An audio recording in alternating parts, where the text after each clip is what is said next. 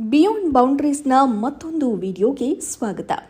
20 ವರ್ಷಕ್ಕೆ ಮದುವೆ, 21ನೇ ವರ್ಷಕ್ಕೆ ವಿಧವೆ, 4 ತಿಂಗಳ ಗರ್ಭಿಣಿಯನ್ನ ಮನೆಯಿಂದ ಹೊರಕ್ಕೆ ಹಾಕಿದ ಕ್ರೂರಿ ಅತ್ತೆ ಮಾವ. ಇದರ ನಡುವೆಯೇ ಸಾಮಾನ್ಯ ಮಹಿಳೆಯೊಬ್ಬಳು ಲೆಫ್ಟಿನೆಂಟ್ ಹುದ್ದೆಗೇರಿ ದೇಶ ಸೇವೆಯಲ್ಲಿ ತೊಡಗಿರುವ ಸ್ಟೋರಿ ಇದು. ಅವರೇ ನಿಧಿ ದುಬೆ. ಭಾರತೀಯ ಸೇನೆಯ ರೋಲ್ ಮಾಡೆಲ್ ಇವರು. ಏನೂ ಸಾಧನೆ ಮಾಡದೆಯೂ ಗಂಡಿನ ಸಮಾನವಾದ ಅವಕಾಶ ಬೇಕು ಅಂತ ಬೀದಿಗಿಳಿದು ಹೋರಾಟ ಮಾಡೋ ಕೆಲವು ಮಹಿಳೆಯರ ಮಧ್ಯೆ ಮಹಿಳಾವಾದದ ಹೆಸರಲ್ಲಿ ಗಂಡಸರನ್ನೇ ದೂಷಿಸ್ತಾ ಕಾಲ ಕಳೆಯುವವರ ನಡುವೆ ಹೆಣ್ಣೊಬ್ಳು ಮನಸ್ಸು ಮಾಡಿದ್ರೆ ಛಲದಿಂದ ಏನ್ ಬೇಕಾದರೂ ಸಾಧಿಸಬಹುದು, ಪುರುಷರಿಗಷ್ಟೇ ಮೀಸಲು ಅಂದ್ಕೊಂಡಿರೋ ಕ್ಷೇತ್ರದಲ್ಲಿಯೂ ತಮ್ಮ ಸ್ವಂತ ಬಲದಿಂದ ಮುನ್ನುಗ್ಗಬಹುದು ಅಂತ ತೋರಿಸ್ಕೊಟ್ಟಿದ್ದಾರೆ ನಿಧಿ ದುಬೆ. ಇವರು ಸೇನೆಯ ಮಾತ್ರವಲ್ಲದೆ ಇಡೀ ಮಹಿಳಾ ಲೋಕಕ್ಕೂ ರೋಲ್ ಮಾಡೆಲ್ ಅಂದರೆ ಅತಿಶಯೋಕ್ತಿಯೂ ಆಗಲಿಕ್ಕಿಲ್ಲ.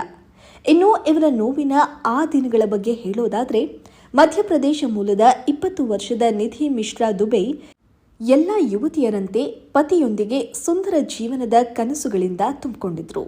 ಇವರ ಮದುವೆ ಭಾರತೀಯ ಸೇನೆಯಲ್ಲಿದ್ದ ಯೋಧ ಮುಖೇಶ್ ಕುಮಾರ್ ದುಬೆ ಅವರೊಂದಿಗೆ ನಡೆದಿತ್ತು.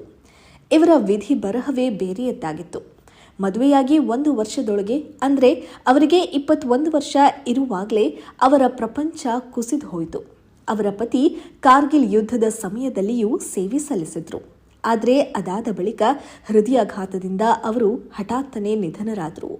ಆ ಸಮಯದಲ್ಲಿ ನಿಧಿ 4 ತಿಂಗಳ ಗರ್ಭಿಣಿಯಾಗಿದ್ರು. ಒಂದೆಡೆ ಗರ್ಭದಲ್ಲಿ ಮಗು, ಮತ್ತೊಂದೆಡೆ 21ರ ಹರೆಯದಲ್ಲಿಯೇ ವೈಧವ್ಯ. ಇದು ಸಾಲದು ಅನ್ನೋದಕ್ಕೆ ಅವರು ಕ್ರೂರ ವಾಸ್ತವವನ್ನು ಎದುರಿಸಬೇಕಾಯಿತು. ಪತಿಯ ಮರಣದ ನಂತರ ನಿಧಿಯ ಅತ್ತೆ ಮಾವ ಅವರನ್ನ ತಿರಸ್ಕರಿಸಿ ಮನೆಯಿಂದ ಹೊರಗೆ ಹಾಕ್ಬಿಟ್ರು. ಗರ್ಭಿಣಿಯಾಗಿದ್ದ ನಿಧಿ ಅವರು ಅಕ್ಷರಶಃ ನಲುಗಿ ಹೋಗಿದ್ರು. ಭಾವನಾತ್ಮಕವಾಗಿ ಜರ್ಜರಿತರಾದ ನಿಧಿ ತಾಯಿಯ ಮನೆಗೆ ಮರಳಿದ್ರು. ಅವರು ಖಿನ್ನತೆಗೆ ಒಳಗಾಗಿದ್ರು. ಗರ್ಭಿಣಿಯಾಗಿದ್ದ ಸಂದರ್ಭದಲ್ಲಿ ಅವರು ಎದುರಿಸಿದ ಆ ನೋವು ಅಂತಿಂತದ್ದಲ್ಲ.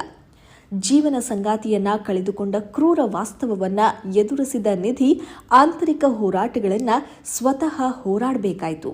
ಆದರೆ ಸಮಯಕ್ಕೇನು, ಅದರ ಪಾಡಿಗೆ ಅದು ಉರುಳ್ತಾನೆ ಇರುತ್ತೆ. ನಿಧಿ ಮಡಿಲಿಗೆ ಪುಟ್ಟ ಕಂದ ಸುಯಾಶ್ ಬಂದ. ಮಗನ ಜನನದ ಬಳಿಕ ನಿಧಿಯ ಲೈಫ್ ಬದಲಾಯಿತು. ಆ ಕಂದಮ್ಮನನ್ನ ನೋಡಿ ಅವರಿಗೆ ಬದುಕುವ ಹಂಬಲ ಉಂಟಾಯಿತು. ತನಗಾಗಿ ಅಲ್ಲದಿದ್ರೂ ಮಗನಿಗಾಗಿ ಬಲವಾಗಿ ನಿಲ್ಲುವ ಪ್ರತಿಜ್ಞೆ ಮಾಡಿದ್ರು ಆ ನಿಧಿ. ಇಷ್ಟು ಚಿಕ್ಕ ವಯಸ್ಸಿನಲ್ಲಿಯೇ ಎದುರಿಸಬೇಕಾದ ಎಲ್ಲ ಭಾವನಾತ್ಮಕ ಮತ್ತು ದೈಹಿಕ ತೊಂದರೆಗಳ ಹೊರತಾಗಿಯೂ ನಿಧಿ ತಮ್ಮ ಜೀವನವನ್ನು ಬದಲಾಯಿಸಲು ಎಂದಿಗಿಂತಲೂ ಹೆಚ್ಚು ದೃಢ ನಿಶ್ಚಯ ಮಾಡಿದ್ರು. ಜೀವನವನ್ನು ಪುನರ್ ನಿರ್ಮಿಸಲು ಬದ್ಧಳಾಗಿ ಉನ್ನತ ಶಿಕ್ಷಣವನ್ನು ಪಡೆಯಲು ನಿರ್ಧರಿಸಿದ್ರು. ಊರನ್ನ ಬಿಟ್ಟು ಇಂದೋರ್ಗೆ ತೆರಳಿದ್ರು. MBA ಮಾಡಿದ್ರು. ನಂತರ ಖಾಸಗಿ ಕಂಪನಿಯಲ್ಲಿ ಕೆಲಸ ಮಾಡಲು ಪ್ರಾರಂಭಿಸಿದ್ರು. ಸುಮಾರು 1 ವರ್ಷ ಕೆಲಸ ಮಾಡಿದ ನಂತರ ಅವರ ಕಠಿಣ ಪರಿಶ್ರಮ ಮತ್ತು ಸಮರ್ಪಣೆ ಅವರ ಪತಿಯ ಹಿರಿಯ ಅಧಿಕಾರಿಗಳ ಗಮನ ಸೆಳೆಯಿತು. ಆಗ ಅವರು ಪತಿಯಂತೆಯೇ ದೇಶ ಸೇವೆ ಸಲ್ಲಿಸಲು ಮನಸ್ಸು ಇದೆಯೇ ಅಂತ ನಿಧಿಗೆ ಕೇಳಿದಾಗ ನಿಧಿಯ ದಿಕ್ಕೇ ಬದಲಾಗೋಯಿತು.